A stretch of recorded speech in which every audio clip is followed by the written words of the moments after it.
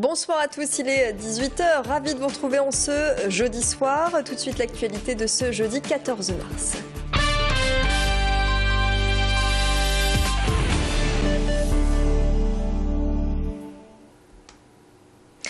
Et il est argentin, il a créé la surprise hier soir aux alentours de 20 h. L'ex-cardinal Bergoglio nous vient de Buenos Aires. Il a 77 ans et son élection donc a sonné comme une surprise aujourd'hui.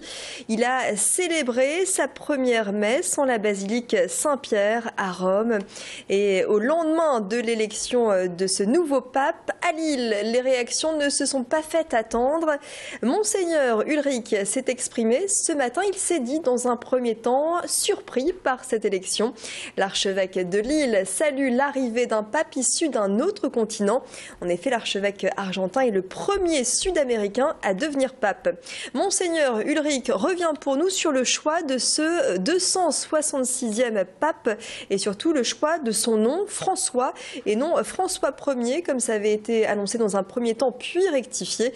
François, référence à Saint François d'Assise. Explication.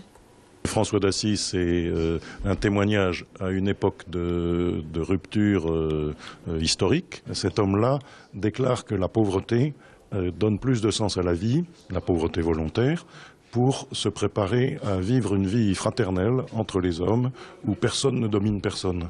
Et donc ça, c'est une grande, je crois que c'est une grande actualité.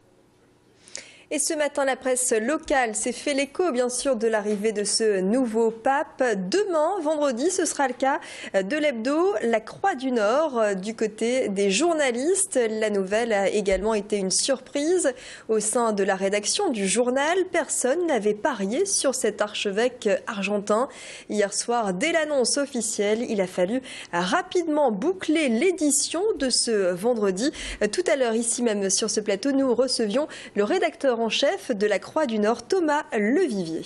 Aux alentours de 20 h, on a vu arriver celui qu'on appelle le protodiacre, donc ce cardinal français qui a annoncé la formule rituelle Habemus Papam, et après on a scruté les mots qu'il a dit et on a essayé de comprendre le nom de ce cardinal, et c'est vrai que il y avait un grand silence, la rédaction, nous sommes 4 journalistes, et donc on a entendu ce nom mais qui ne nous disait rien du tout, et les commentateurs, on était sur une chaîne, sur la chaîne KTO, les commentateurs non plus, pendant 30 secondes ou 1 minute n'ont rien dit, et après on a découvert que c'était ce fameux archevêque argentin, Monseigneur Bergoglio. Et la une de la Croix du Nord demain, donc vendredi 15 mars, ce sera celle-ci. Découvrez-la en avant-première, la surprise François pour cette une. François Ier qui a donc été noté puisque le bouclage a eu lieu hier soir avant que le nom du nouveau pape ne soit rectifié.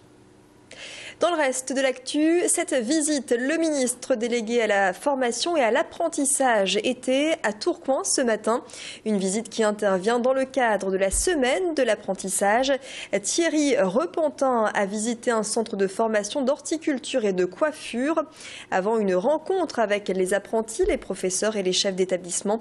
Le ministre souhaite augmenter le nombre d'apprentis, le faire passer de 430 000 à 500 000 et encourager le contrat de génération pour aider les PME et remplacer les départs en retraite. Un contrat qui prévoit une aide de 4 000 € de la part de Pôle emploi à l'employeur pendant une durée de 3 ans maximum. Le contrat de génération sera aussi ouvert à l'embauche de jeunes apprentis à l'issue de leur période de formation initiale. Ce qui veut dire que l'entreprise, elle cumulera, si je puis dire, pendant la période de formation, pendant l'apprentissage, les aides publiques à l'apprentissage. Et au moment de l'embauche, pendant 3 ans, elles auront aussi la prime à l'emploi, couvre le contrat de génération. Donc je pense que c'est un bon dispositif et qui sera très intéressant, très particulièrement pour les petites et moyennes entreprises. Elle va rappeler des souvenirs aux trentenaires, cette Game Boy modèle XXL qui trône à l'Imaginarium de Tourcoing sur près de 6 mètres de haut. Découvrez ce tout nouveau musée, le musée pop du jeu vidéo. Jusqu'au 13 juillet, il vous propose une rétrospective des jeux vidéo depuis les années 70 avec Pac-Man, Mario ou encore Sonic, autant de personnages qui ont marqué l'histoire des jeux électroniques. Montrer vraiment la diversité du jeu vidéo qui n'est pas forcément ce que l'on croit, c'est-à-dire que Une grande partie des gens ont encore cette idée du jeu vidéo comme une pratique qui se fait sur ordinateur et qui est réservée à des adolescents qui ont entre 15 et 25 ans, de sexe masculin. Quand on regarde les chiffres aujourd'hui, il y a plus de 55% des Français qui jouent aux jeux vidéo. Aujourd'hui, effectivement, les nouveaux supports ont tout changé. C'est-à-dire qu'aujourd'hui, le téléphone portable, la tablette sont des supports qui sont aussi importants que la vieille console d'antan. Voilà pour cette expo Play Again jusqu'au 13 juillet qui se veut ludique. Les visiteurs peuvent jouer avec une cinquantaine de consoles à leur disposition. Et puis à noter ce rendez-vous insolite, ce sera samedi. Un pianiste de l'ONL, l'Orchestre National de Lille, viendra interpréter des thèmes de jeux vidéo. Voilà pour ce bon plan culturel. Tout de suite, on va passer à la météo avec la tendance. Et je vous rappelle que le département du Nord est toujours en vigilance orange à la neige et au verglas jusqu'à demain après-midi, et un temps qui devrait rester marqué par les températures négatives dans les prochaines heures, même si dès samedi, dès ce week-end, les températures vont commencer à remonter petit à petit à l'approche du printemps. Le printemps, ce sera dans quelques jours, la semaine prochaine. Restez avec nous sur Grand Lille TV. Tout de suite, l'info continue.